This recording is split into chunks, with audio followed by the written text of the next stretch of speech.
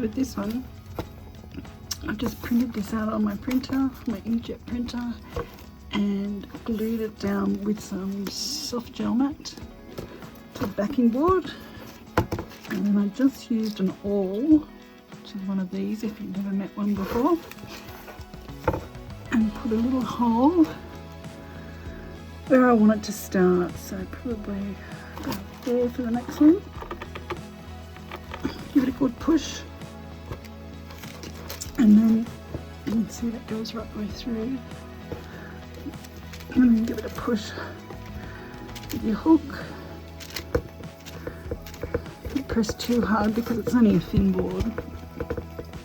And wind that in. One more, like that. There we go. And then just go through and do all the rest, 25 of them.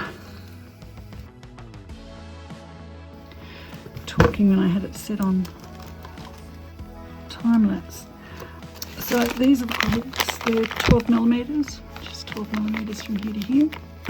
You probably could have gone with a smaller one. I wasn't quite sure what to use. You could definitely use a smaller one, or those little metal hooks that are just kind of like a little line, like a little U sort of thing. Those ones would probably look okay with it too. Okay, trying to do this on my lap because everything else is drying on my tables. So you weren't turned on. One thing I did notice was if you're right-handed, start on the left side and work your way across. Otherwise your fingers catch on them. Tried going that way to see if it was easier. It wasn't. And of course if you're left-handed, start that side. If you're right-handed, start the moon side.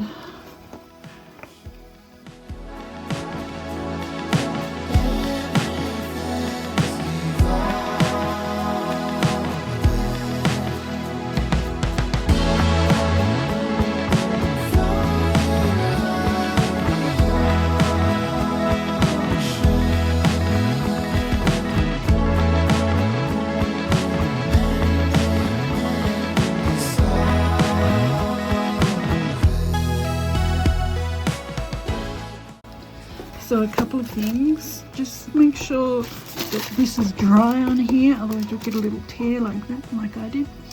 Yeah, if you've got time, give it a little dry beforehand. And I'll just show you what the back looks like. So I'm going to put this inside a frame, and there is a drop of about that much inside my frame. Just make sure you've got that kind of space in the back of your frame.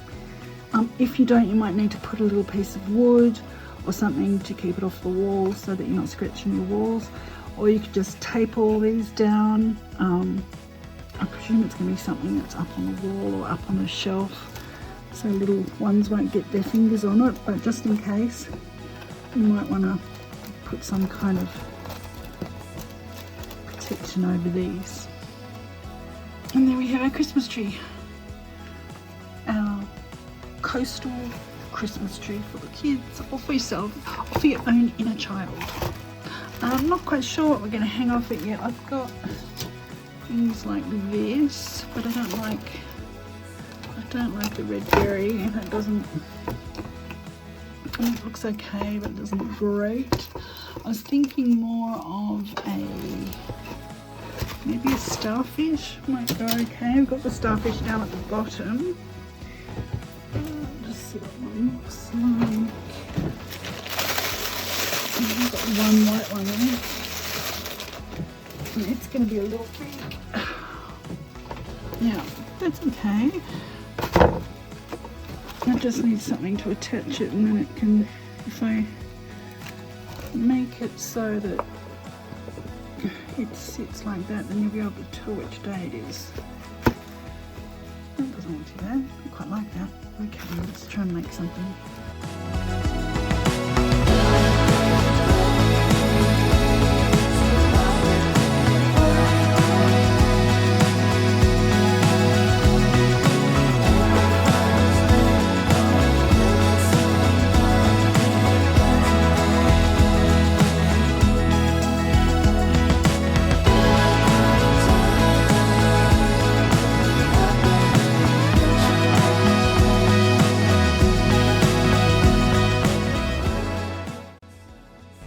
Thanks so much for joining me today. I hope you enjoyed that project. As a special little Christmas gift to you, I'm allowing you to download that picture without the printing of the numbers on it as well, as a little print for you as a little Christmas gift. Join me next time when we make elfin stockings and wooden snowflake holders. Please like, subscribe and share, and I'll see you next time. Thanks again. No limit to what we can do.